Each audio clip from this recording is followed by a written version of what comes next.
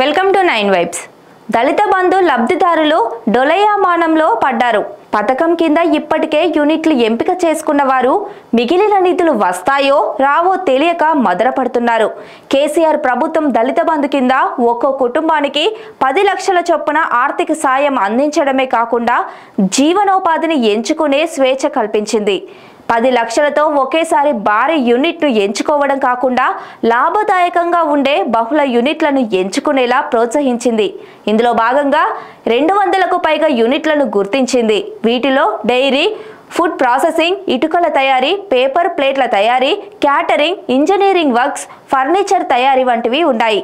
తొలి విడతలో దళిత బంధు పథకం కింద మొత్తం 38,323 దళిత కుటుంబాలను ఎంపిక చేసి ప్రభుత్వం లబ్ధిదారుల ఖాతాల్లో 10 లక్షల చొప్పున జమ చేసింది. లబ్ధిదారుల్లో కొందరు 5 లక్షలతో 2 యూనిట్ల ఏర్పాటు చేసుకోగా దాదాపు 2,000 మంది రెండో యూనిట్ ఏర్పాటు చేసుకునే సమయంలో ఎన్నికల కోడ్ రావడంతో నిధులు విడుదల ప్రక్రియ నిలిచిపోయింది. ఎన్నికలు ముగిసి కొత్త ప్రభుత్వం ఏర్పడి నెల రోజులు దాటిన రెండో యూనిట్కు సంబంధించి నిధులు విడుదల కాకపోవడంతో లబ్ధిదారుల్లో ఆందోళన మొదలైంది. నిధులు విడుదల చేస్తారా చేయరా అన్న సందేహం వారిని వేధిస్తున్నది. దళిత బంధు లబ్ధిదారులు ప్రత్యేకంగా బ్యాంకు ఖాతాను తెరవాల్సి ఉంటుంది. ప్రభుత్వం అందులోనే డబ్బులు జమ చేస్తుంది. డబ్బును విత్డ్రా చేసుకునేందుకు ప్రభుత్వం కొన్ని షరతులు విధించింది.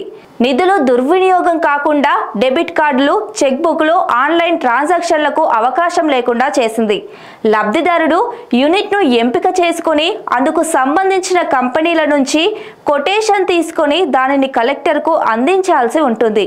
ఆయన దానిని పరిశీలించి సదరు కంపెనీ పేరుపై డీడీ చెల్లించాలని బ్యాంకుకు ఆదేశాలు జారీ చేశారు.